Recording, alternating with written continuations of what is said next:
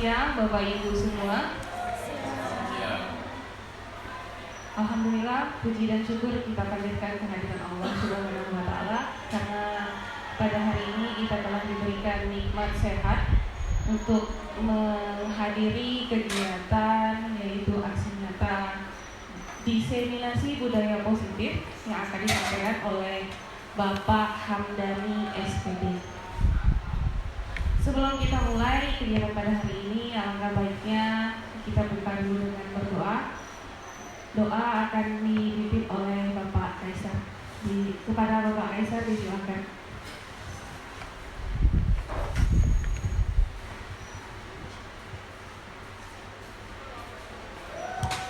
Assalamualaikum warahmatullahi wabarakatuh. Sebelum kita mulai kegiatan diseminasi aksi nyata dari Bapak Hamdani, marilah kita sama-sama berdoa buat agama usia kita masing-masing yang beragama Islam, berkenan Tuhan. Saya untuk memimpin doa ini. A'udzubillahi minasyaitonirrajim. Bismillahirrahmanirrahim. Alhamdulillahirabbil alamin wassalatu wassalamu ala asyrofil mursalin sayyidina maulana Muhammadin wa ala alihi wa sahbihi ajmain. Hamdan syakirin, hamdan na'imin, hamdan yuafi lima yukafi majidah. Ya Rabbana lakal hamdu kama yanbaghi li jalali wajhika karimi wa azmi sultanik. Allahumma shalli ala sayyidina Muhammadin wa ala ali sayyidina Muhammad. Allahumma Rabbana taqabbal minna salatana wa nasyamana wa aqyamana wa ruku'ana wa sujudana wa qu'udana wa tadaru'ana wa takasu'ana wa ta'budana wa ta'min taksirana ya Allah ya Rabbal alamin.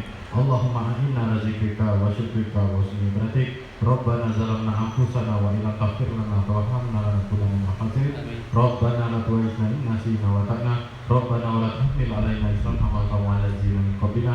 Rabbana wa la tuhammilna ma la taqata lana bihi warfu 'anna waghfir lana warhamna anta maulana fansurna 'alal qaumil kafirin. Allahumma inni as'aluka salamatan fid din wa afiyatan fil jasadi wa aziyatan fil ilmi wa barakatan fil rizqi wa taubatan qabla maut wa rahmatan indal maut wa maghfiratan ba'dal maut. Allahumma hawwin 'alaina fi sakratil maut wa najatan minan nar wa afa min hisab. Rabbana la tuzigh qulubana ba'da idh hadaytana wa hab lana min ladunka rahmah innaka antal wahhab. Rabbana ighfir lana dzunubana wa liwalidina wa lijami'il muslimina wal muslimat wal mu'minina wal mu'minat al ahya minhum wal amwat innaka kullu syai'in qadir. Rabbana atina fid dunya hasanah wa fil akhirati hasanah wa qina adzabannar. Wa sallallahu ala sayyidina Muhammadin wa ala alihi wa sahbihi ajma'in. Wa bi hasbuna rabbika min izzati kama yasifun. Wa salamun ala mursalin walhamdulillahi rabbil alamin. Assalamualaikum warahmatullahi wabarakatuh. Terima kasih atas waktu yang telah diberikan oleh kepada Bapak Kaisar yang telah memimpin doa pada hari ini. Oke, langsung saja sebelum sampai ke materi diseminasi budaya positif, alangkah baiknya kegiatan pertama yaitu kata sambutan dari Waka Kurikulum selaku pengganti kepala sekolah, karena kepala sekolah berhalangan hadir. Pada Bapak Usiap SPD disilahkan. Bismillahirrahmanirrahim. Assalamualaikum warahmatullahi wabarakatuh. Terima kasih kepada beda untuk pemasaran yang terhormat Pak Agus selaku wakasiswaan, setelah berarti yang terhormat selaku Humas, serta Bapak Ibu Guru serta masyarakat PL yang hadir pada siang hari ini. Alhamdulillah bahwasanya kita bisa berkumpul dalam rangka undangan Pak Hamdani dan rangka program pelaksanaan guru penggerak.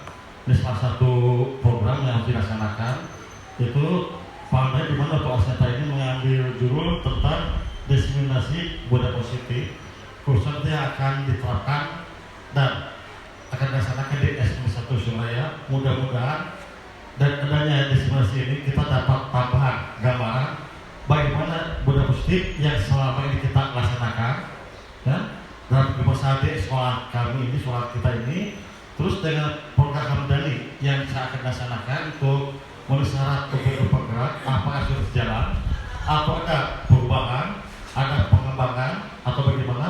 Nah, kita sharing, mudah-mudahan nanti setelah ada kegiatan ini kita bisa menyempurnakan baik yang sudah dilaksanakan, yang akan dilaksanakan. Bagaimana caranya? Yang penting mudah-mudahan ada peningkatan. Jadi yang sudah positif kita tingkatkan, misalnya masih kurang sesuai dengan gambaran dari program guru penggerak, mudah-mudahan bisa disempurnakan lebih lanjut. Nah, begitu kami mohon juga pada Bapak Ibu yang masih muda, contoh seperti Pak Erwin, Pak Kaisar, dan hanya para guru penggerak untuk periode berikutnya menurut bisa mengikuti jejak yang sudah mengikuti contoh di Pak Dani dan salah satunya dengan Bu Yuni. Nah, mudah yang lainnya di Bu Epi itu bisa ada peluang untuk ikuti program guru penggerak, ya. Selain nanti PPG, PPG dan lainnya bisa diikuti dengan sebaik-baiknya.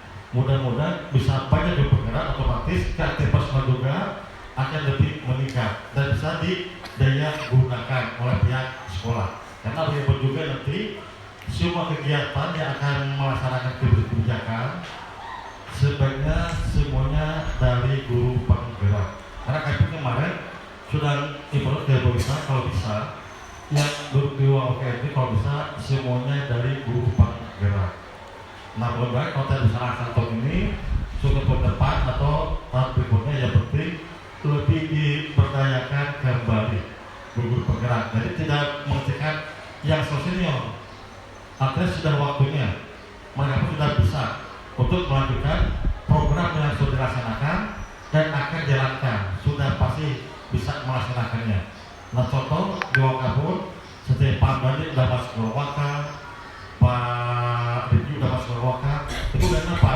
Nantinya tim Bapak Ibu yang lain-lainnya sebagai regenerasi. Nah, maka dan ada program guru penggerak mudah-mudahan bisa diikuti dengan sebaik-baiknya. Nah, mungkin sahabat dari kami selaku bagi sekolah untuk sampai sini. Assalamualaikum warahmatullahi wabarakatuh.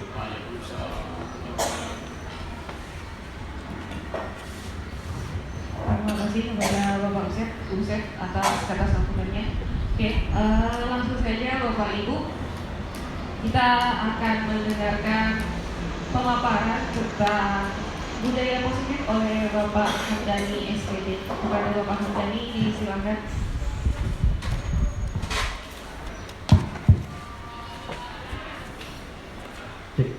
Bismillahirrahmanirrahim. Assalamualaikum warahmatullahi wabarakatuh. Selamat siang dan salam sejahtera bagi kita semua. Sebelumnya kami mengucapkan terima kasih kepada Bapak Ibu guru, terutama yang kami hormati Bapak Usep SPD selaku Wakil Kurikulum dan Bapak Agus Mukhlisi selaku Wakil Kesiswaan, serta Bapak Ibu sekalian yang menyempatkan waktunya di sela-sela kesibukannya untuk membantu saya dalam kegiatan aksi nyata diseminasi budaya positif untuk memenuhi tugas saya sebagai guru penggerak angkatan 11. Sebelumnya kami mohon izin kepada Bu Indah, Bu Liza yang sebelumnya juga merupakan guru penggerak dari angkatan 7 yang lebih dahulu mendapatkan program diseminasi budaya positif. Jadi kalau nanti kedepannya PSC jelaskan masih belum sempurna, nanti insya Allah akan disempurnakan oleh beliau-beliau berdua. Baik Bapak Ibu sekalian, kami mulai. Bismillahirrahmanirrahim. Kenapa harus adanya budaya positif di sekolah? Budaya positif di sekolah ini adalah suatu bentuk kegiatan yang membuat kondisi untuk murid agar mendapatkan situasi yang aman, nyaman, dan menyenangkan bagi murid. Sering kita bertanya seperti ini kepada murid-murid, kenapa sih murid-murid itu senang jam kosong? Bahkan jam kosong ini lebih disenangi daripada mereka libur sekolah. Mungkin bisa jadi Bapak Ibu sekalian, ini juga termasuk saya berbicara di sini, karena kurangnya kita mengelola, membuat atau mempersembahkan kepada murid sesuatu hal yang dapat menyenangkan siswa. Bisa jadi dari proses pembelajaran kita yang kurang menyenangkan atau perilaku kita yang kurang menyenangkan bagi murid. Baik, lanjut Bu Ina. Nah, sebelum saya lanjutkan tentang pemaparan saya tentang budaya positif, ada sedikit pertanyaan biar kita bisa fokus semuanya. Ini cukup langsung dijawab saja ya. Pertanyaan yang pertama ya Bapak Ibu, ini untuk pertanyaan agar kita bisa menjadi fokus. Yang pertama, Andi memiliki uang 7.000. Jika Andi membeli buku dengan harga 4.500, berapa uang kembalian Andi?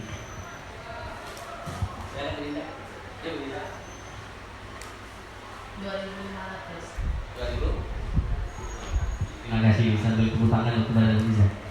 Ada penjawab lain? Iya. Kembaliannya 500. Kembaliannya karena uangnya 5.000. Oke, jawaban berbeda dari Pak Kaisar, yaitu jawabannya dari 5.000. Kenapa 5.000? Kita kembali lagi kepada pertanyaannya. Di situ ada pertanyaan, berapa uang kembalian Andi? Ya, kalau kita punya uang 7.000, belanja 4.500, punya kita menggunakan uang pecahan 5.000, maka nanti kembaliannya 500 rupiah. Pertanyaan yang kedua, harga ayam bakar plus nasi itu 21.000. Jika harga ayam bakar 15.000 lebih mahal dari harga nasi, berapa harga nasi? Agus mungkin bisa jawab.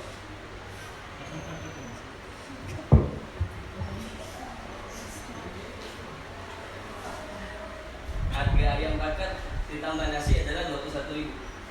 Jika harga ayam bakar 15.000 lebih mahal dari nasi, berapa harga nasi? Nasinya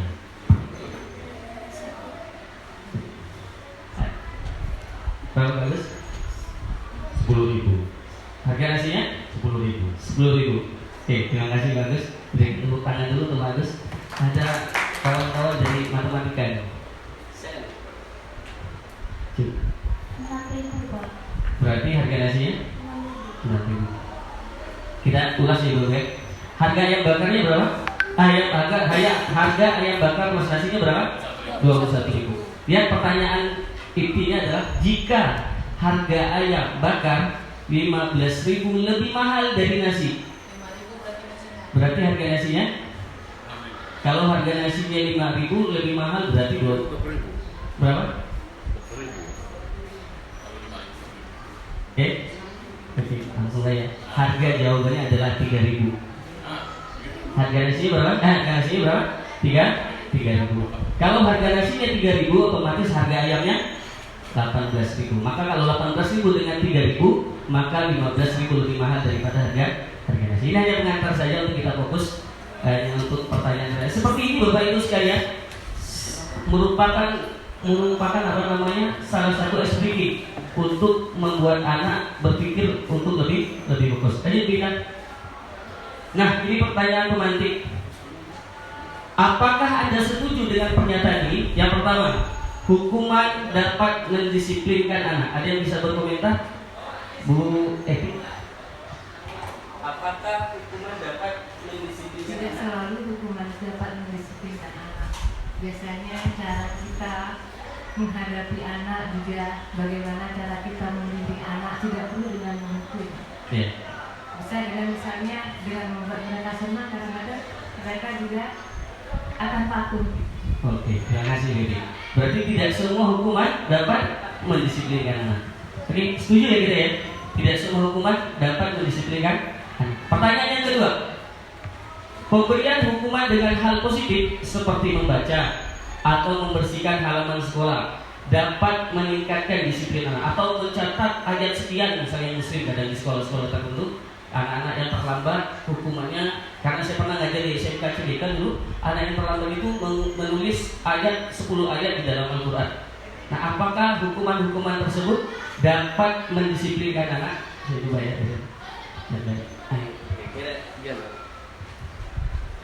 Kalau menurut saya itu tidak dapat mendisiplinkan anak. Justru anak itu menjadi memberontak di dalam hatinya karena dia tidak mengerjakan itu dengan sepenuh hati. Oke, terima kasih Bu ya.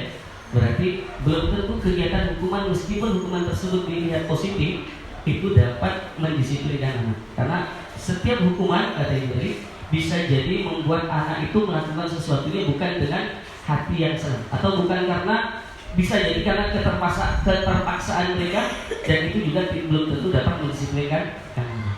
Yang ketiga, memberikan penghargaan dapat meningkatkan motivasi belajar anak.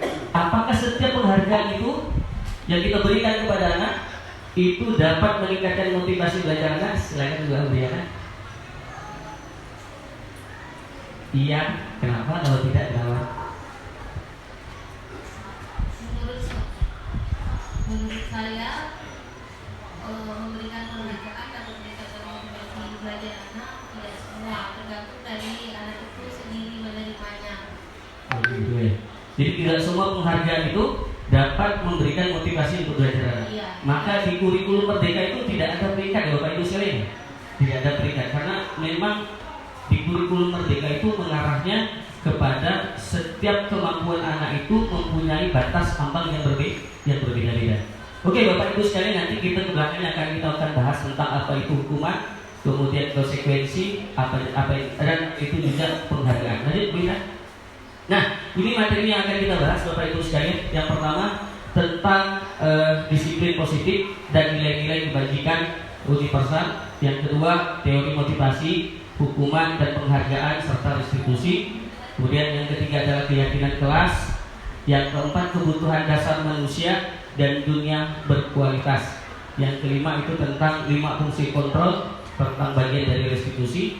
Dan yang ketiga adalah segitiga restitusi, tentang bagaimana kita melakukan pembinaan terhadap anak. Lanjut. Nah, yang pertama tentang disiplin positif dan nilai-nilai kebajikan universal. Bapak Ibu sekalian, ini bisa jangan kita bayangkan saja ya, tidak usah diperaga ya. Ada perubahan paradigma tentang kegiatan kepala tangan. Ada anak A dan anak B.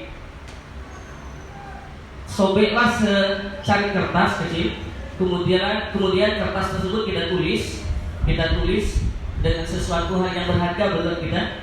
Kemudian kertas tersebut kita genggam seerat-eratnya, sekuat-kuatnya. Kemudian ada teman yang satunya berusaha untuk membuka tangan kita. Bisa saja dengan cara memaksa tangan kita untuk terbuka, bisa saja untuk memberikan benda tersebut dengan sukarela, atau dengan cara membujuk, mengancam, menghardik, merayu dan lain sebagainya. Nah, ketika kita menganggap bahwa kertas yang kita tulis itu adalah sesuatu hal yang paling berharga buat kita, mungkinkah orang yang berusaha untuk membuka kertas ini dapat kita berikan atau bisa membukanya? Kira-kira gimana? Bisa dipahami ya? Ada kertas, kita genggam sekuat tenaga kita anggapkan kertas tersebut adalah sesuatu yang berharga, misalnya emas dan lain sebagainya.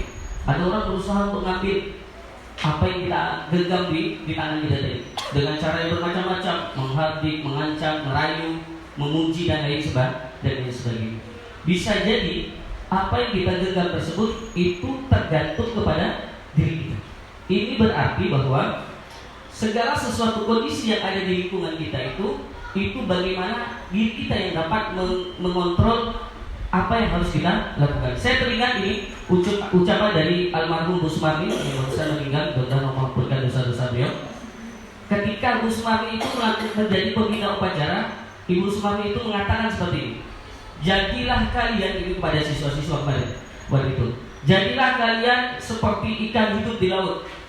Karena ikan hidup di laut itu walaupun air lautnya asin, tapi ikan tersebut daging yang kita makan karena diambil dalam keadaan hidup, itu dagingnya tidak akan terasa asin.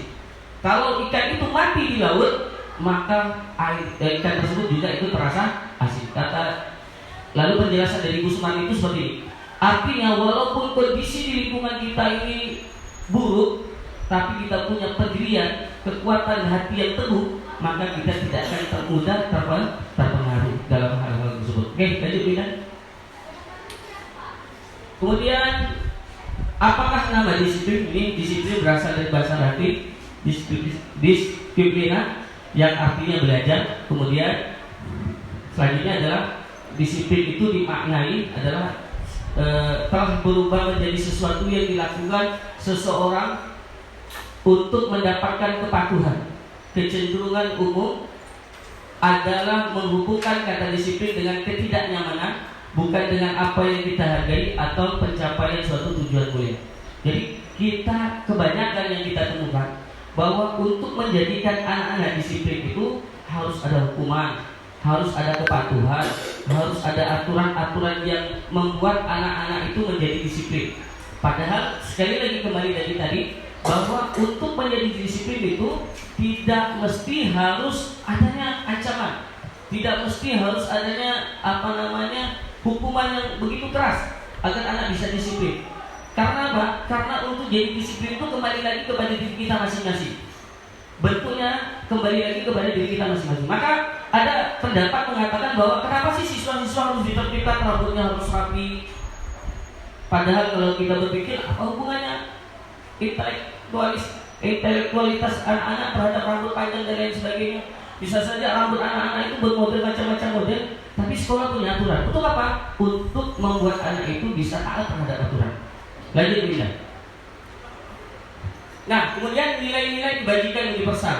Apapun di dalam kurikulum Merdeka, nilai-nilai kebajikan tersebut harus berlandaskan kepada nilai-nilai profil pelajar Pancasila. Ada 6. Yang pertama beriman, bertakwa kepada Tuhan Yang Maha Esa dan berakhlak mulia, mandiri, bernalar kritis, berkebinekaan global. Nah, ini yang pernah saya sampaikan di media sosial saya. Ketika ada paskibraka pada saat itu dilarang menggunakan jilbab lantaran karena adanya keinginan untuk keseragaman. Saya secara pribadi menolak keras karena itu masih dalam keadaan siswa harus melandaskan kepada nilai-nilai kebajikan. Apa nilai kebajikan yang ada tertera di Pancasila? Yaitu keberagaman, kebinekaan global. Jadi keberagaman itu yang membuat bangsa ini menjadi besar. Keberagaman ini membuat bangsa ini menjadi berwarna, bukan keseragaman. Nah, kemudian ada lagi bergotong royong, kreatif dan lain sebagainya. Dan ini adalah 6 dari nilai-nilai profil pelajar Pancasila yang harus kita arahkan kepada anak didik kita. Lanjut kita. Nah, lanjut sekarang teori motivasi, hukuman dan penghargaan restitusi. Nah, kata Ki Hajar Dewantara, merdeka itu artinya tidak hanya terlepas dari perintah, akan tetapi juga cakap buat memerintah diri sendiri. Hari ini, Bapak Ibu sekalian, kita sebagai guru ini kan terkenal sebagai orang sosok yang digugu dan ditiru. Sosok digugu dan ditiru. Karena kita di sini prosesnya bukan hanya mengajar, tapi kita sebagai guru juga sebagai apa? Orang-orang yang mendidik. Nah, karena kata Ki Hajar Dewantara ini, kita sebagai guru tidak hanya memerintah anak, tapi juga sebagai contoh yang mana keseharian kita, ucapan kita, tingkah laku kita itu akan menjadi contoh bagi anak-anak kita. Maka kata Ki Hajar Dewantara itu merdeka itu bukan terlepas dari perintah, tetapi kita juga cakap untuk memerintah diri kita sendiri. Lanjut ya. Nah, apa itu restitusi? Kalau saya bisa gambarkan, restitusi ini adalah menciptakan kondisi bagi murid, memperbaiki kesalahan mereka sehingga mereka bisa kembali pada kelompok mereka dengan karakter yang lebih kuat. Ya.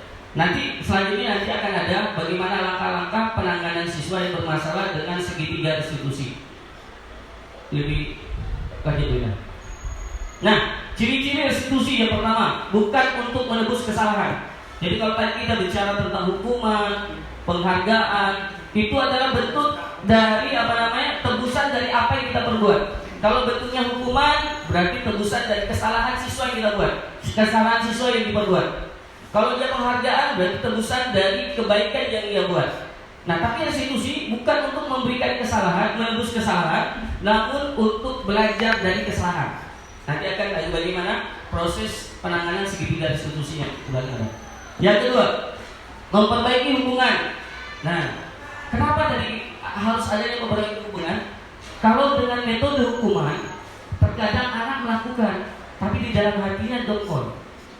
Timbul kebencian terhadap orang yang menghukum. Ada ketidaksukaan terhadap gurunya yang menghukum. Ada ketidaksukaan terhadap aturan yang diperbuat atau kesepakatan sekolah atau kesepakatan kelas yang diperbuat. Kenapa? Karena dibenturkan dengan hukum. Sehingga tidak adanya hubungan yang baik antara guru dan murid, antara pelaku dan si penghukum. Yang ketiga, tawaran bukan paksaan. Jadi bentuk restitusi ini membina siswa sebagai tawaran gambaran bagaimana siswa itu harus mengarahnya seperti ini. Guru sebagai memberikan tawaran, bukan sebagai paksaan. Kemudian keempat, restitusi menuntut untuk melihat ke dalam diri. Restitusi menjadi kebutuhan dasar yang mendasari tindakan. Kemudian restitusi dari diri adalah cara yang paling baik. Yang ketujuh, restitusi fokus pada karakter bukan tindakan. Jadi fokusnya restitusi itu adalah bagaimana membina siswa terhadap karakter yang akan kita inginkan, perubahan karakter yang ingin kita berubah, dari jahat jelek, dari baik, dari yang sering datang terlambat terlambat menjadi orang yang disiplin. Ini bentuk dari restitusi, bukan sebagai tindakan penghukuman terhadap kesalahan yang diperbuat oleh anak. Kemudian yang kedelapan, restitusi fokus pada solusi. Dan solusi itu akan ditemukan oleh si pelaku sendiri, si murid sendiri. Bukan kita yang menentukan hukuman ataupun solusi yang kita tawarkan. Yang kesembilan, restitusi mengembalikan murid yang berbuat salah pada kelompoknya. Jadi bentuk restitusi ini tidak mempermalukan, karena dia akan bisa kembali terhadap kelompoknya, kepada teman-teman kelasnya, kepada lingkungannya dalam keadaan yang lebih baik. Inilah bentuk dari restitusi. Kemudian keyakinan kelas. Nah, kenapa harus ada keyakinan kelas, Bapak Ibu sekalian? Keyakinan kelas ini ada perbedaan dengan peraturan. Tujuannya adalah perbedaannya adalah kalau peraturan lebih memaksa, tapi kalau keyakinan kalau peraturan kelas itu lebih identiknya pada pemaksaan. Ada yang dirugikan, ada yang diuntungkan. Kalau restitusi, keyakinan ini disepakati hasil dengan bersama. Kemudian kalau peraturan dengan bahasa-bahasa yang kurang baik. Awas kalau datang terlambat ya, jangan datang terlambat. Tapi kalau keyakinan itu dengan bahasa datanglah tepat waktu. Jadi bahasa-bahasa yang dibuat dalam keyakinan kelas itu akan berbeda dengan peraturan kelas. Ini budaya positifnya tentang lingkungan positif. Keyakinan kelas dibentuk mulai dari peraturan kelas dan lain sebagainya. Nah, ini bentuk dari kembali. Ini bentuk-bentuk dari kesepakatan kelas. Datang tepat waktu, mengucapkan salam. Kalau peraturan kan jangan datang terlambat. Tapi bahasa dalam keyakinan kelas adalah apa? Kesepakatan kelas adalah datanglah tepat waktu dan mengucapkan salam. Kemudian menjaga kebersihan sekolah. Biasanya tulisan dalam peraturan jangan membuang sampah sembarangan. Tapi dalam bahasa keyakinan atau kesepakatan kelas, yaitu dengan bahasa yang diubah menjadi positif apa? Jagalah kebersihan. Atau kalau di perpustakaan simpanlah buku pada tempatnya. Itu bisa kita ubah dengan bahasa kembalikan buku pada tempat yang sesuai. Misal seperti itu. Buat anak-anak lanjut mungkin tapi nanti ada perbedaannya. Nah, tentang kegiatan pendalaman keyakinan kelas itu ada 3 tabel Y dan tabel T, yaitu berkaitan dengan hormat, bekerja, dan diterima dan dimiliki. Yang pertama, hormat. Kami meyakini bahwa sangat penting untuk menghormati semua orang dan barang milik orang lain. Itu cara menghormati. Kemudian bekerja, kami meyakini bahwa sangat penting untuk mengerjakan segala pekerjaan atau mengikuti kegiatan yang telah ditugaskan. Kemudian yang terakhir, diterima dan dimiliki. Kami meyakini bahwa sangat penting untuk merasakan diterima pada suatu kelompok dan saling peduli satu dengan yang lain. Nanti akan ada penjelasan. Nah, ini perbedaan peraturan dengan keyakinan kelas, Bapak Ibu sekalian. Kalau peraturan selalu kembalikan buku kepada tempatnya. Bentuk keyakinan kelasnya apa? Tanggung jawab. Nah, tadi dengan bahasa-bahasa dari yang kita bisa kelola. Kemudian dilarang mengganggu orang lain. Apa bahasanya? Menghargai, menghormati dan menghargai orang lain. Hadir di sekolah 15 menit sebelum pelajaran dimulai. Ini peraturan seperti itu ya. Tapi bahasanya untuk keyakinan kelas lebih apa? Menghormati orang lain dan berkomitmen terhadap untuk datang tepat waktu. Dilarang melakukan kekerasan. Keyakinan kelas apa? Keselamatan, menghormati orang lain. Artinya punya nilai-nilai positif terhadap bahasa-bahasa pada keyakinan kelas. Dilarang menggunakan narkoba, ini kaitannya dengan kesehatan. Atau saat mengendaраkan motor menggunakan helm, keyakinannya apa? Keselamatan dan lain sebagainya. Menggunakan masker, kesehatan dan keselamatan juga untuk keselamatan orang lain. Jangan berlari di kelas atau koridor. Ini berkaitan dengan keselamatan dan keamanan. Ini bentuk-bentuk keyakinan kelasnya. Nah, ini penambahan materi pada dihukum oleh penghargaan. Yang semula ada 5 unsur, hasil di sini menjadi 8. Dan di sini ada pengaruh jangka pendek dan jangka panjang. Penghargaan itu dapat menghukum. Ternyata Bapak Ibu sekalian, seperti tadi yang kita bahas, kenapa penghargaan dapat menghukum? Nanti anak-anak berlomba-lomba untuk mendapatkan penghargaan. Ketika tak berhasil terhadap penghargaan tersebut, dia akan kecewa, putus asa. Karena apa? Jeripayanya tak dihargai. Seperti itu Bapak Ibu sekalian. Kemudian penghargaan mengurangi ketepatan. Penghargaan tidak efektif. Kemudian penghargaan merusak hubungan. Nah tadi seperti saya katakan, kalau hari ini kita memberikan sesuatu terhadap anak, ketika dia dapat melakukan sesuatu, di lain waktu, jika dia dapat orang lain melakukan sesuatu, tapi tidak kita berikan penghargaan yang sama terhadap siswa yang sebelumnya, maka akan merusak hubungan kita sama murid tersebut. Nah, dihukum oleh penghargaan. Penghargaan menurunkan kualitas. Ya. Gimana? Kalau penghargaan ini dianggap sesuatu hal yang penting, tentunya anak-anak lebih berbondong-bondong, lebih bersaing untuk mendapatkan penghargaan tersebut. Namun kenyataannya bahwa penghargaan itu justru menurunkan kualitas. Kenapa? Karena target yang dicapai ini bukan ketuntasan dalam pembelajaran, tidak. Tapi bagaimana siswa atau murid tersebut dapat melakukan pembelajaran sesuai dengan kontrak mereka masing-masing, sesuai dengan bagaimana ilustrasi pemikiran tentang Ki Hajar Dewantara, bahwa seorang guru itu menuntut siswa itu sesuai dengan kontraknya masing-masing, baik itu kontrak zaman maupun kontrak anak. Penghargaan mematikan kreativitas karena pakunya terhadap penghargaan tersebut, bukan sesuatu hasil yang dipamerkan atau dipublikasikan. Kemudian penghargaan mengurangi motivasi intrinsik. Lanjut, Bunda. Nah, tindakan guru. 1. Mencatat 100 kali di dalam buku. Kalimatnya, saya tidak akan terlambat lagi karena terlambat ke sekolah. Jadi hukumannya apa tadi? 100 kali mencatat kalimat saya tidak akan terlambat lagi. Ini hukuman atau konsekuensi Bapak Ibu? Hukuman ya? Hukuman. Nanti akan saya jelaskan apa makna hukuman dan konsekuensi. Yang kedua, lari mengelilingi lapangan basket 2 kali karena terlambat hadir di sekolah. Hukuman ya? Hukuman. Murid diminta untuk push up 15 kali karena tidak menggunakan masker di sekolah.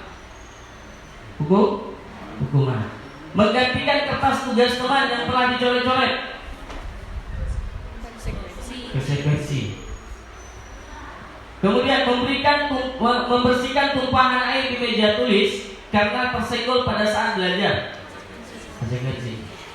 Murid disuruh untuk mengenakan sepatu seharian di sekolah karena tidak mengenakan sepatu hitam. Jadi ada anak datang pakai sepatu warna lain, jadi kita minta dia tidak menggunakan sepatu seharian. Ini bentuk dari hukuman. Lari mengelilingi lapangan basket 2 kali karena terlambat 10 menit untuk pelajaran video call. Hukuman atau konsekuensi? Hukuman atau konsekuensi Bapak Ibu saya? Lari mengelilingi lapangan basket 2 kali karena terlambat 10 menit untuk pelajaran video call. Hukuman atau konsekuensi Bapak Ibu saya? Ini hukuman. Baik Bapak Ibu sekalian, bedanya hukuman dengan konsekuensi Bapak Ibu sekalian, hukuman itu adalah sesuatu hal yang diberikan kepada murid atas kesalahan yang dia perbuat. Sedangkan konsekuensi adalah hal yang dilakukan murid atas tanggung jawab terhadap kesalahan yang dia perbuat. Itu konsekuensi.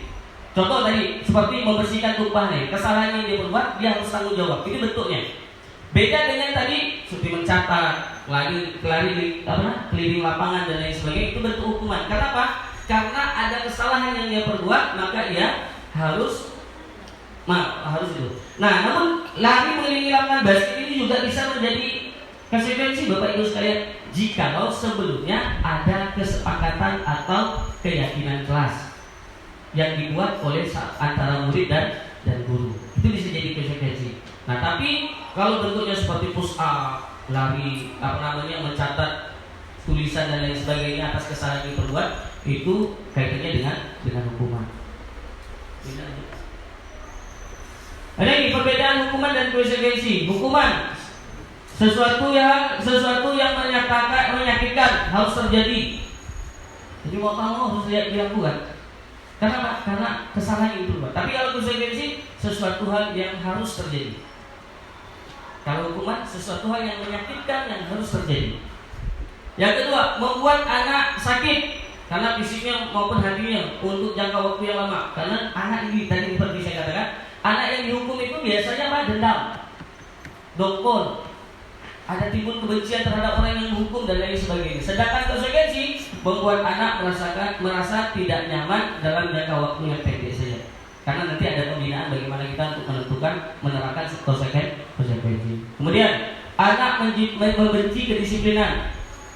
Kalau konsekuensi anak menghargai kedisiplinan. Perbedaannya di situ. Hukuman bentuknya paksaan. Biasanya kalau nggak pakai sepatu ini ditahan, gocekan ayam, paksaan. Sedangkan konsekuensi adalah stimulus atau tanggapan. Uliza mengalami, Uliza yang sering nyita sepatu anak. Kemudian mendorong anak menyakiti diri sendiri. Ya tadi dengan hukuman keliling, push up, catat dan lain sebagainya, itu mendorong anak untuk menyakiti dirinya sendiri. Mendorong anak agar mudah menyesuaikan diri. Ini bedanya konsekuensi dengan hukuman. Konsep diri yang buruk dengan konsep diri yang baik untuk konsekuensi dan lain sebagainya. Itu yang dibaca. Lanjut kita. Nah ini hukuman, kemudian ada konsekuensi, ada restitusi. Kalau hukuman sesuatu hal yang menyakitkan harus terjadi. Ya, sesuatu hal yang harus terjadi, restitusi kan merupakan pilihan. Jadi restitusi pilihan yang harus ditentukan anak yang melakukan kesalahan dan lain sebagainya. Ada banyak. Takut waktu kita tidak cukup. Lanjut, yang intinya kembali begitu. Pada intinya adalah kalau hukuman itu bentuknya negatif, tapi kalau konsekuensi netral, bisa saja negatif, bisa saja positif hasilnya. Tapi kalau restitusi karena ini pilihan yang harus dipilih oleh murid, maka ini bentuknya adalah positif. Kebutuhan dasar manusia dan dunia yang berkualitas. Nah, ada 5 kebutuhan dasar manusia. Yang pertama, bertahan hidup. Jadi kenapa orang bekerja? Karena berusaha untuk bertahan hidup. Kenapa orang makan? Untuk bertahan hidup. Kemudian kebutuhan dasar lagi apa? Pingin dikasih sayang dan rasa diterima. Ya, contohnya misal anak melakukan sesuatu hal yang baik, misalnya dia dapat nilai yang bagus, ditunjukkan ke orang tuanya. Ini bentuk rasa kasih sayang dan supaya diterima. Atau bisa jadi itu bentuk dari penguasaan, si bintang dan lain sebagainya. Kemudian ada penguasaan, anak bisa melakukan sesuatu sehingga menunjukkan apa yang dibisanya, itu namanya penguasaan. Kemudian kesenangan, dan yang terakhir adalah kebebasan. Kita bisa masuk lagi. Nah, kita bahas satu persatu Bapak Ibu sekalian. Ibu guru bilang, aku tidak boleh bersenandung sewaktu mengerjakan tugas. Katanya kelas harus tenang, tidak ada suara. Padahal aku suka dan senang menyanyi. Ini kebutuhan apa dari 5 tadi Ibu? Kembali ke kita. Jadi dia pergi bersenandung bernyanyi dalam kelas, tapi gurunya pengen keluar kelasnya tersebut dalam keadaan tenang. Kira-kira kebutuhan dasar apa yang dilakukan oleh anak tersebut? Kesenangan. Ya, kesenangan. Lanjut. Ibu guru tidak menyapaku hari ini, padahal aku pakai jepit rambut baru.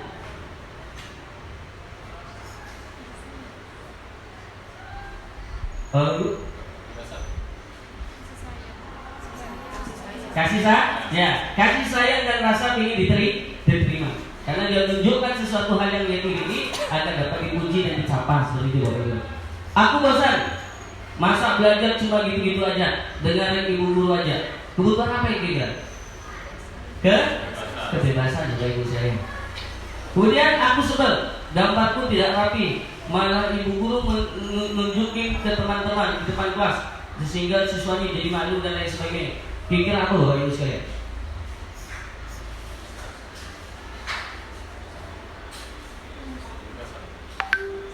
Penguasaan, kesenangan, atau kebebasan?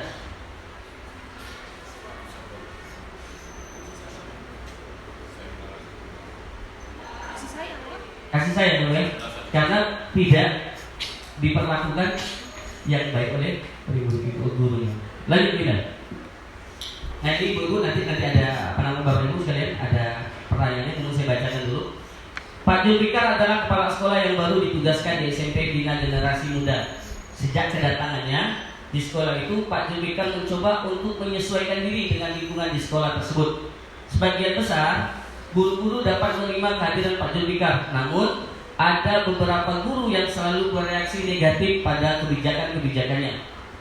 Dan dengan frontal mengemukakan di rapat guru mingguan, salah satunya adalah Pak Malik. Dalam rapat guru mingguan, Pak Malik seringkali mempertanyakan kebijakan yang diambil oleh Pak Julfikar. Tanpa argumen yang kuat, rekan-rekannya sesama guru heran dengan perilaku Pak Malik ini, karena sebelumnya ia dikenal sebagai seorang guru yang selalu mengikuti kebijakan kepala sekolah. Bahkan selama ini cenderung diam bila di rapat guru. Pak Hanafi, sahabat dari Pak Malik, mencoba mendekati dan menanyakan apa yang menyebabkan ia bertindak seperti itu. Pertanyaannya, ada beberapa kemungkinan jawaban yang diberikan oleh Pak Malik. Identifikasi kebutuhan yang diinginkan dipenuhi oleh Pak Malik. Kebutuhan yang ingin dipenuhi oleh Pak Malik jika responnya seperti di kolom setelahnya.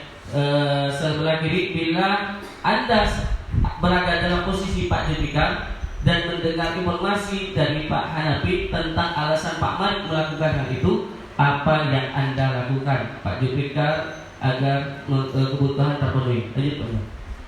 Ini kemungkinan jawaban dari Pak Malik ketika ditanyakan oleh Pak Hanafi.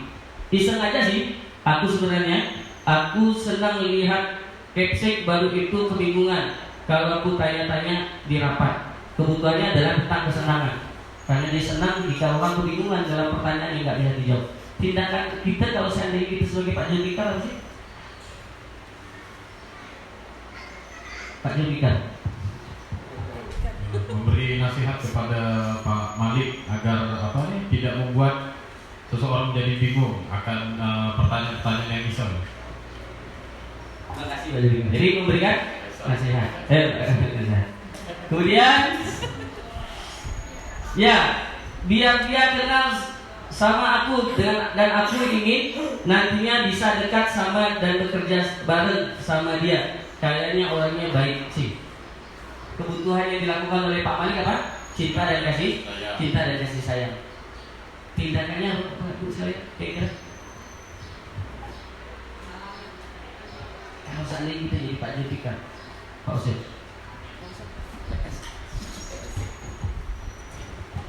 terima kasih ya. Maksudnya untuk yang kedua, dari kantor pegawai saya itu intinya cari perhatian tadi sebenarnya Pak Malik itu. Cari perhatian supaya lebih dekat daripada kantor guru yang lainnya. Artinya pendekatan supaya lebih dekat, cari perhatian otomatis banyak pertanyaan yang akan menyangkut ke kepala sekolah. Gitu. jadi diberikan pendekatan, melakukan pendekatan dengan Pak Malik. Karena bentuk kebutuhan yang diinginkan adalah bentuk cinta dan kasih sayang. Yang selanjutnya, saya sebenarnya nggak paham beliau bicara apa tadi Pak Julfikar. Makanya saya tanya-tanya saja daripada saya kelihatan tidak paham. Masa aku yang udah guru senior di sini tapi kelihatan nggak paham? Malu dong.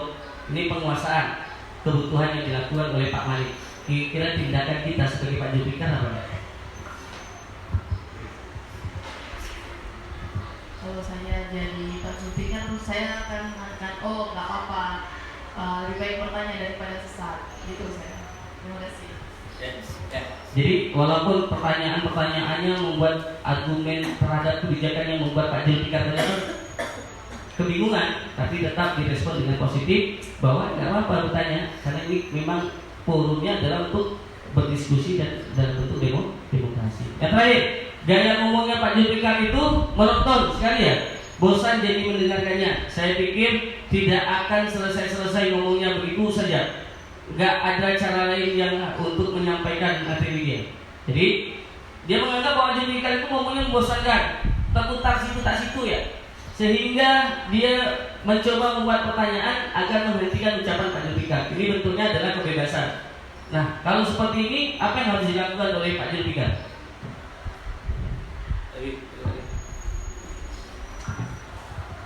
Kalau dari saya tindakannya lebih baik ngomong langsung to the point, tidak perlu mutar-mutar lagi sehingga membuat orang lain kebingungan. Oke, terima kasih Pak. Jadi Kalau seandainya jadi kepala sekolah ya tadi langsung saja minta Pak Maliknya untuk poin apa yang diharapkan dari kebijakan Pak Jurbika. Ya, seperti itu. Lanjut, Wida. Nah, 5 fungsi kontrol. Ada 5 fungsi kontrol. Yang pertama sebagai penghukum. Guru sebagai penghukum, sedangkan siswanya sebagai orang yang dihukum. Kemudian ada membuat orang merasa bersalah. Yang ketiga sebagai teman. Yang keempat sebagai pemantau. Yang kelima sebagai manajer. 5 ini adalah fungsi kontrol yang sering dilakukan oleh guru-guru yang ada di siswa. Tinggal kita nanti gambarkannya seperti apa. Lanjut, Bu Ika. Nanti ada pertanyaan-pertanyaan seperti ini. Nah, pernyataan-pernyataannya seperti ini ya, Bapak Ibu sekalian. Saya kecewa sekali dengan kamu. Atau bahasanya, kamu terus yang selalu berbuat salah, kamu lagi yang dipanggil di BK. Itu bentuk bahasa yang sering kita lontarkan, padahal itu membuat orang merasa bersalah. Yang kedua, kamu tidak pernah benar melakukannya. Selalu menggunakan sepatu hitam terus. Bentuknya adalah penghukuman. Kemudian sebagai teman, ayolah lakukan demi ibu ya. Orang tua kamu sudah ini, tidak itu, ya kan?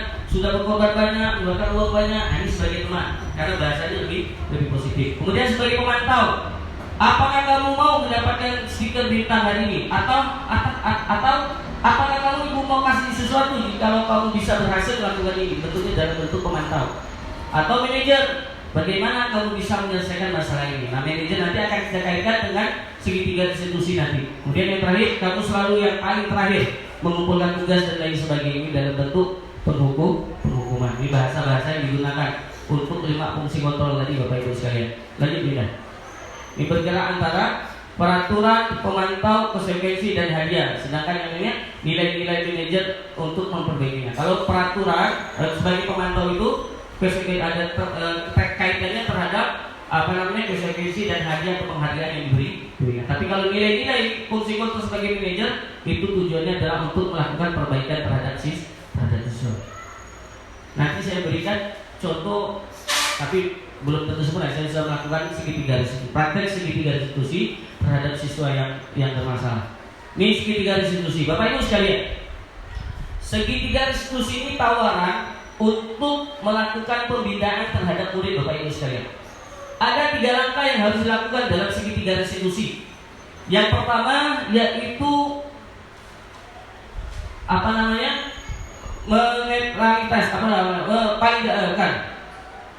menstabilkan identitas. Menstabilkan identitas ini langkah pertama ketika kita melakukan segitiga restitusi, itu adalah menstabilkan identitas. Ketika kita temukan siswa kita bermasalah, Bapak Ibu sekalian, jangan langsung kita hukum dia sebagai orang yang bersalah terlebih dahulu. Tapi gunakan bahasa-bahasa yang untuk menstabilkan kondisi murid tersebut. Contoh, misal dia terlambat datang ke sekolah, atau anak-anak yang berkelahi, terkadang emosinya masih masih kurang stabil. Maka kita perlu pertanyaan-pertanyaan yang dapat meredakan atau menstabilkan kondisi anak tersebut. Bisa dengan cara seperti ini, Bapak Ibu sekalian. Bahasanya, nggak apa-apa kamu berbuat salah, karena manusia itu tidak luput dari kesalahan. Tapi yang lebih baik itu anak-anak sekalian, itu kamu bisa lebih baik dan memperbaiki kesalahan yang kamu berbuat. Jadi seperti itu bahasanya. Atau kalau dia kelihatan lebih emosi, sepertinya kamu emosian, coba kamu tenangkan dulu sehingga kamu bisa berbicara lebih baik. Nah, cara-cara ini dengan bahasa-bahasa seperti ini adalah untuk menstabilkan identitas atau kondisi seorang murid. Yang kedua, yaitu memvalidasi kebutuhan. Baru kita mulai ke tahap menggali, mengeksplorasi tentang perbuatan yang dia lakukan, kesalahan-kesalahan yang dia lakukan, kenapa dia sampai melakukan seperti itu. Kalau dia terlambat, apa yang menyebabkan dia terlambat. Kemudian kita arahkan mereka untuk mencari solusinya. Kalau dia terlambat karena kesiangan, tidurnya kemalaman, maka yang dilakukan biar dia menemukan apa yang harus dia lakukan untuk menentukan kesalahan-kesalahan yang dia perbuat. Kemudian terakhir adalah menanyakan keyakinan bahwa di sekolah ini punya peraturan, apa konsekuensinya jika kalau kamu terlambat dan lain sebagainya. Nah, ini bentuknya disiplin positifnya. Ada beberapa tadi menurut teori kontrol dan teori pemilihan dari Dr. William Glisser. tentang apa yang saya sampaikan tadi. Saya memberikan contoh tentang. Oke, Bapak Ibu, sambil menunggu contoh segitiga restitusi. Boleh? Mungkin ada Bapak Ibu yang ingin bertanya tentang materi yang sudah disampaikan tadi, diseminasi budaya positif. Budaya positif. Sebenarnya kalimatnya mungkin sudah sering kita dengar. Cuman mungkin pelaksanaannya yang agak susah. Benar kan Bapak Ibu? Benar kan? Nah, karena kita biasanya kalau udah ketemu siswa, gitu kan, asal udah bikin salah pasti apa tuh respon kita? Marah kan? Marah kan? Kalau udah marah pasti ujung-ujungnya apa? Hukuman, sanksi, ya kan? Nah, mungkin Bapak Ibu ada yang ingin bertanya sambil kita menunggu ini Pak Hamdani putarkan contoh penanganan siswa dengan menggunakan segitiga restitusi. Mungkin ada Bapak Ibu yang ingin bertanya.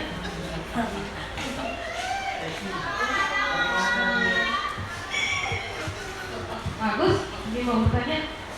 Bagus, maka kesiswaan. Nah, paling sering nih menghadapi kasus-kasus siswa, ya kan? Bagus, ini mau bertanya.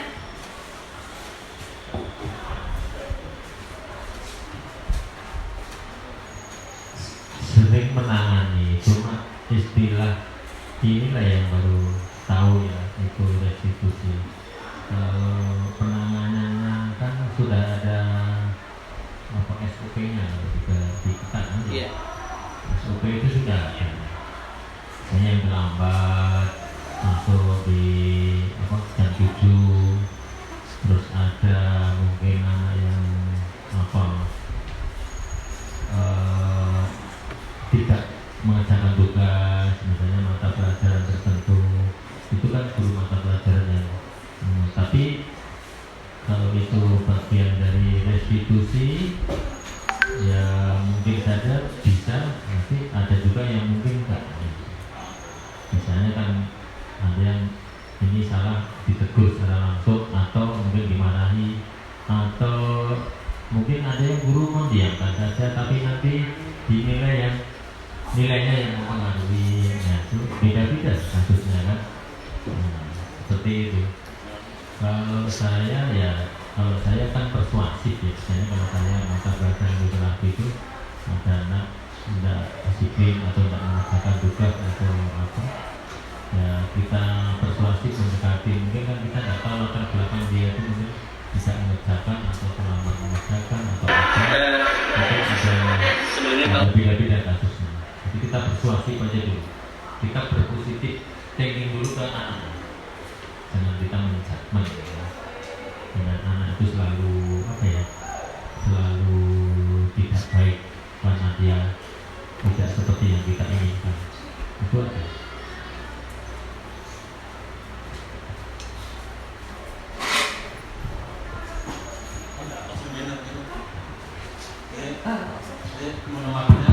Jadi sang kejadian kita sehari itu baca sebut siangnya. Tapi pada itu masalah setuju adanya belajar kesalahan untuk mengembangkan cita terus di kelompoknya kembali. Kita belajar untuk kesiangan di mana siswa tujuan di rumah, siswa tujuan untuk belajar. Ya, datang ke sekolah kesiangan. Nah, sebelum ke dibaca kelompok di kelas, mereka kasih sanksi dulu. Untuk ada PBB, mungkin sampah, bersih di halaman. Setelah selesai baru ke kelompoknya. Itu termasuk restitusi sebenarnya, kan ya?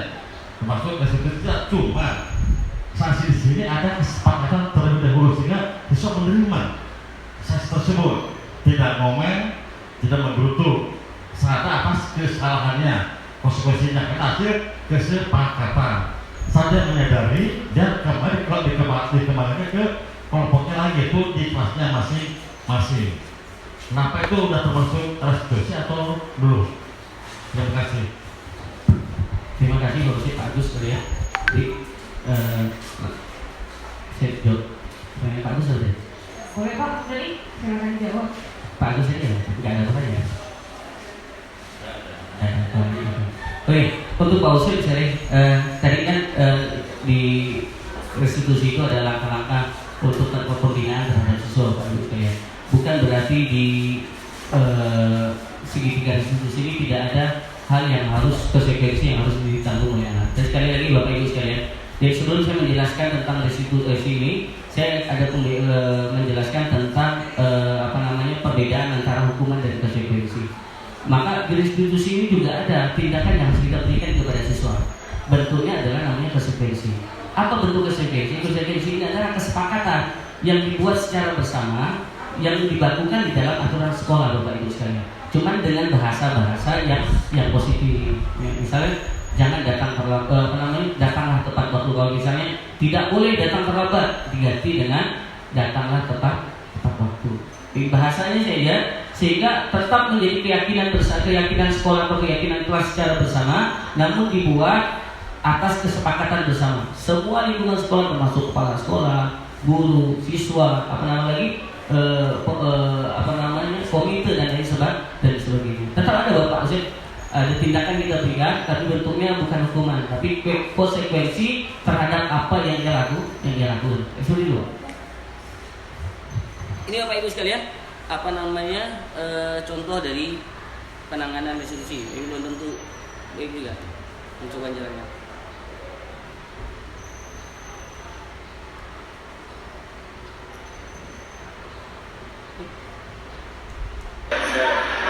Saya kan anak ini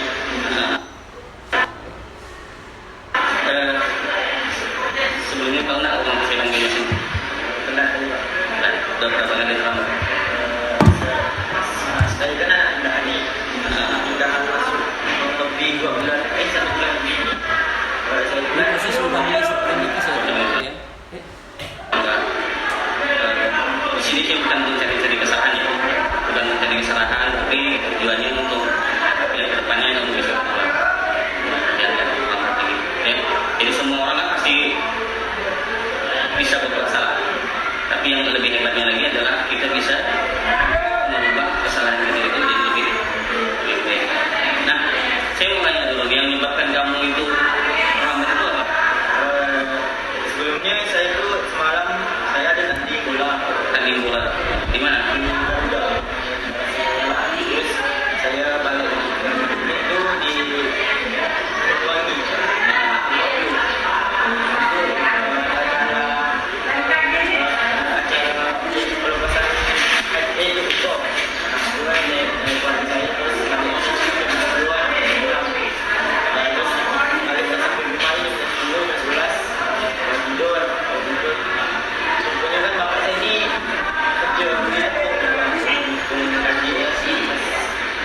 Saya udah bangun aja juga, dan pikir masih lama.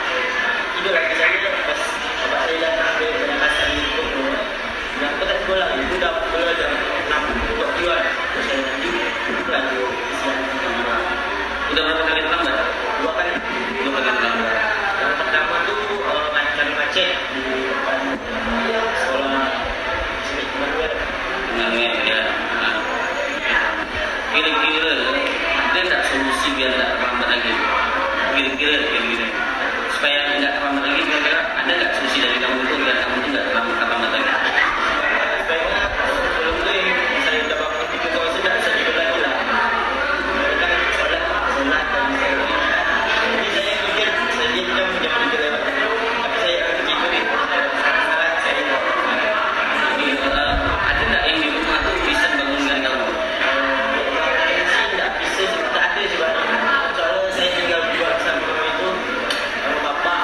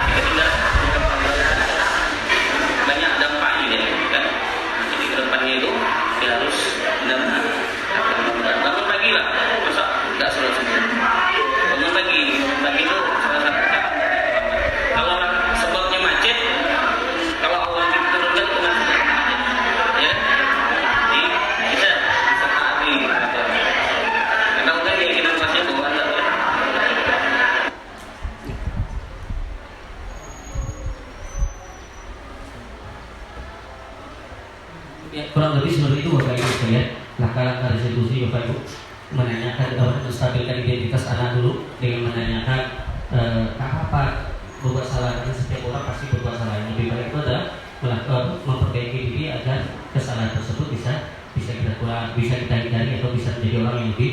Nah, pernyataan ungkapan itu adalah tujuannya adalah untuk menstabilkan identitas anak Bapak Ibu sekalian.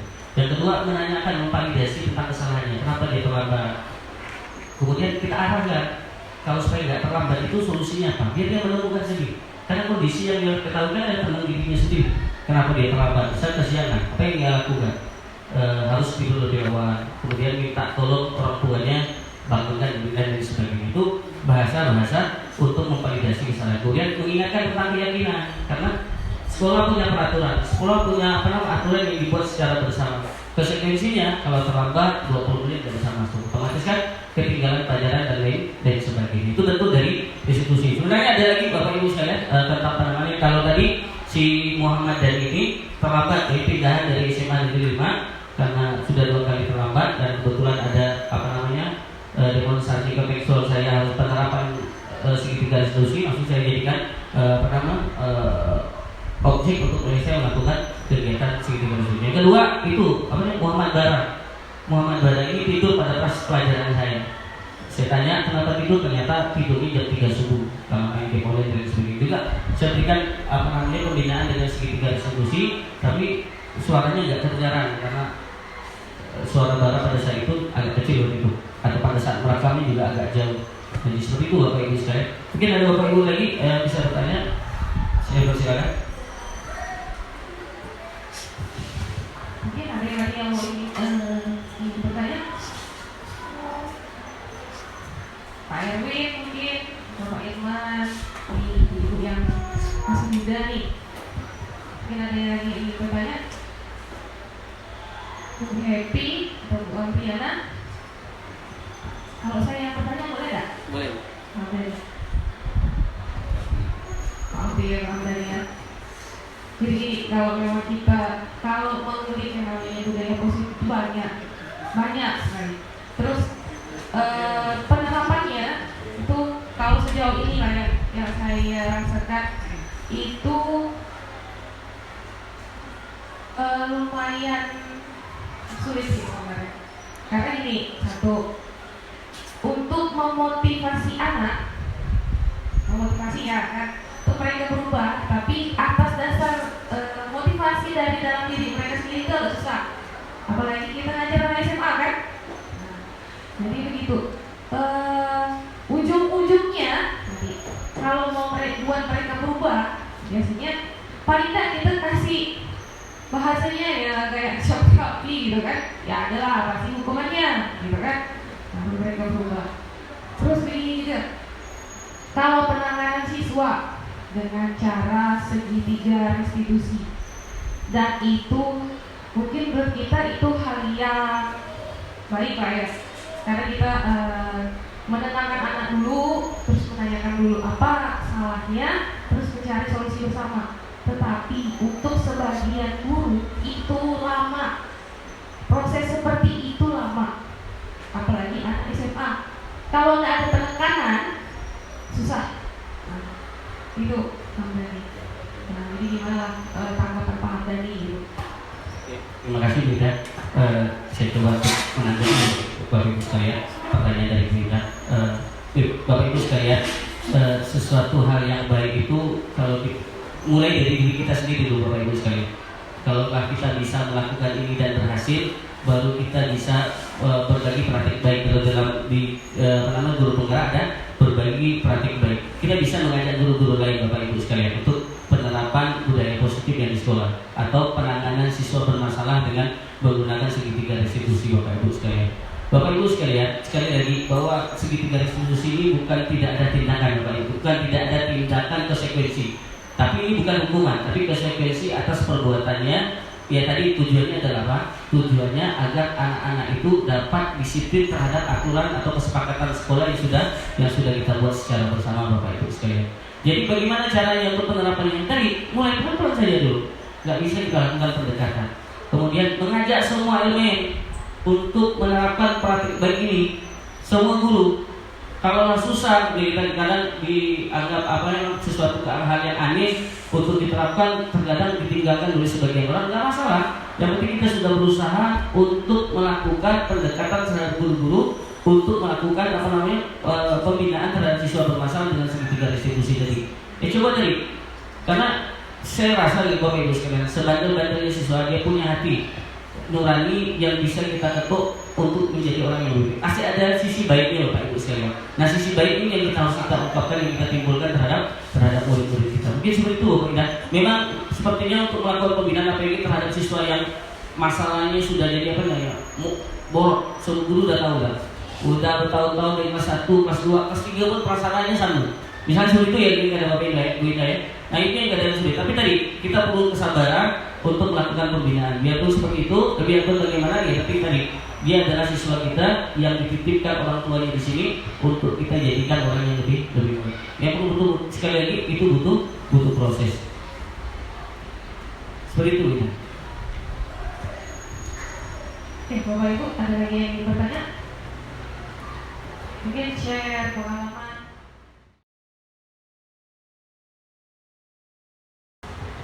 Oke, tidak ada lagi.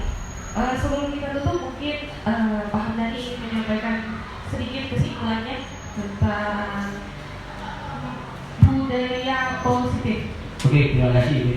Bapak Ibu sekalian, sekali lagi budaya positif ini adalah tujuannya adalah bagaimana kita menghadirkan, menciptakan sekolah ini dengan situasi suasana yang aman, nyaman bagi peserta didik kita Bapak Ibu sekalian. Bagaimana caranya? Ya tadi dengan proses Bapak Ibu sekalian. Mulai dari diri kita sendiri. Siswa akan lebih senang di sekolah apabila kita melakukan hal-hal yang menarik buat mereka. Maka terus lakukan evaluasi, terus lakukan motivasi, inovasi dalam proses pembelajaran. Yang tujuannya satu, untuk meningkatkan keinginan ataupun meningkatkan kemauan siswa untuk melakukan hal-hal yang baik. Ini tugas kita bersama dan PR kita bersama Bapak Ibu sebagai guru yang tugasnya adalah mengajar dan mendidik. Tugas kita dari menjadikan sekolah ini menjadi tempat yang nyaman bagi siswa, tempat yang aman bagi siswa, dan tempat yang menyenangkan bagi siswa. Terima kasih Ibu. Sekian dari saya. Assalamualaikum warahmatullahi wabarakatuh.